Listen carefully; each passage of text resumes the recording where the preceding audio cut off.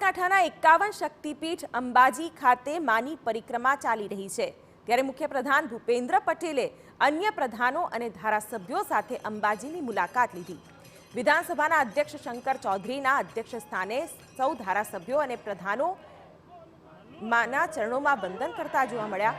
ત્યારે પ્રધાનો માં અંબાની ભક્તિમાં લીન જોવા મળ્યા। તેમણે જય અંબેના નારા લગાવ્યા અને માના દર્શન કર્યા। તેઓ ગબ્બર ખાતે યોજાનારી મહાઆરતીમાં જોડાયા તેમજ 330 પગથિયા ચડીને માની પરિક્રમા પણ કરશે। મહત્વનું છે કે સતત બીજા વર્ષે અંબાજીમાં પરિક્રમાનું આયોજન થયું છે। સાથે જ મહાઆરતી બાદ લાઇટ એન્ડ સાઉન્ડ શોનું પણ આયોજન કરવામાં આવ્યું છે। ત્યારે અંબાજી પરિક્રમા કરતા ભક્તોનો પણ ધસારો છે।